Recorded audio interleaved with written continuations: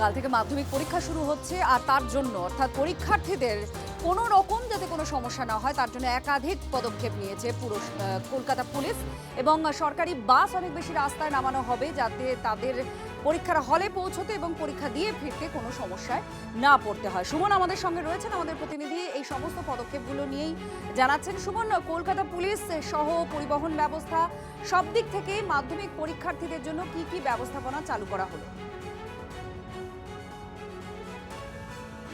দেখো, কলকাতা পুলিশের তরফ থেকে ইতিমধ্যে একটা হেল্পলাইন নাম্বার চালু করা হয়েছে। ইতিমধ্যে তুমি জানো পরিবহন দপ্তরের তরফ থেকে বেশি সরকারি বাস চালানোর সিদ্ধান্ত নেওয়া হয়েছে। এটা প্রত্যেক বছরই হয়। পাশাপাশি যে ফেরি পরিষেবা সেটাও কিন্তু অনেক বেশি পরিমাণে থাকবে।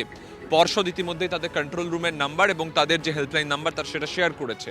এগুলো তো গেল সুবিধের কথা। একটা অসুবিধা এখনও না কাঁটার মতন বিঁধছে মাধ্যমিক পরীক্ষাকে। সেটা হচ্ছে যে সকল বিএলওরা এসআইআর এর জন্য কাজ করছেন তাদের মধ্যে অনেকেই রয়েছেন মাধ্যমিক পরীক্ষার সঙ্গে যুক্ত। ফলে তাদের আশাটা কতটা নিশ্চিত এখনো পর্যন্ত সেটা পর্ষদ জানে না। তারা দুবার কমিশনকে চিঠি লিখেছিল, কমিশনের তরফ থেকে তারা কোনো সদুত্তর পায়নি। তবে তারা আশাবাদী বিকল্প ব্যবস্থার মাধ্যমে সুষ্ঠুভাবে কালকে মাধ্যমিক পরীক্ষা হয়ে যাবে এবং সেদিকেই তাকিয়ে রয়েছে গোটা শিক্ষা দপ্তর পর্ষদ। তবে ব্রাত্য বসু একটা অভিযোগ করে বসে আছেন যে কেন্দ্র নাকি মাধ্যমিক পরীক্ষাকে বানচাল করার চেষ্টা করছে, সেটা আবার তারা হতে দেবেন না। ধন্যবাদ সুমন।